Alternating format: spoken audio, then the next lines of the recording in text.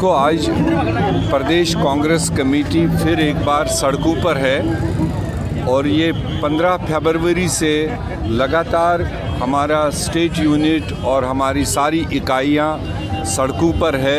जो present central government ने हर चीज़ में महंगाई बढ़ाई, जिसका बुनियाद पेट्रोल, डीजल और गैस। जब इन तीन चीज़ों का कीमत बढ़ जाता है तो उसका असर हमारी तमाम एसेंशियल कमोडिटीज़ पर पड़ता है। वो चाहे खाने पीने की चीज़ हो, वो चाहे ट्रांसपोर्टेशन हो, वो चाहे बिल्डिंग मटेरियल्स की बात हो, ये सारी चीज़ें आसमान छू रही है। और उसको लेकर के जब इंटरनेशनल मार्केट में इस वक्त क्रूड ऑयल बहुत ही डाउन रेट पर है, तो हमारे देश में आसमान छूने वाले रेट्स क्यों सेंट्रल गवर्नमेंट ने बनाई है?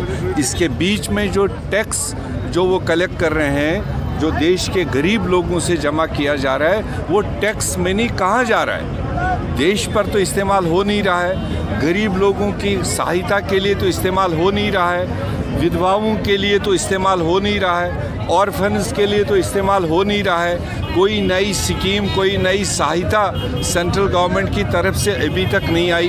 तो ऐसे में पूरे देश में हाहाकार मची हुई है कि ये आसमान छूने वाले ये क्यों है। उसके साथ साथ जम्मू कश्मीर में जब हम आते हैं तो यहाँ पर यूटी बनने के बाद अब प्रॉपर्टी पर टैक्स, अब हाउसिंग पर टैक्स, अब बिजली पर टैक्स, अब पानी पर टैक्स।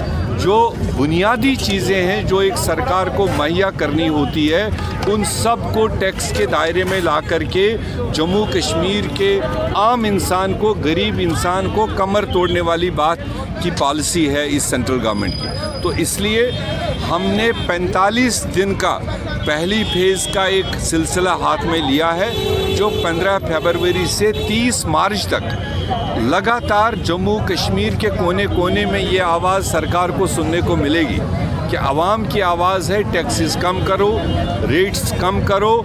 और चूँकि कोरोना का मार इस देश ने और इस प्रदेश ने झेला, यहाँ के तमाम बिजनेस होल्डर्स, यहाँ के तमाम सेल्फ एम्प्लॉयड लोग परेशानी में है। और ऐसे में जो टैक्सेस का टेररिज्म इन्होंने यहाँ पर फैलाने का काम शुरू किया है, इसका विरोध कांग्रेस पार्टी डट के कर रही है। आम इंसान के साथ कांग्रेस पार्टी खड़ी है।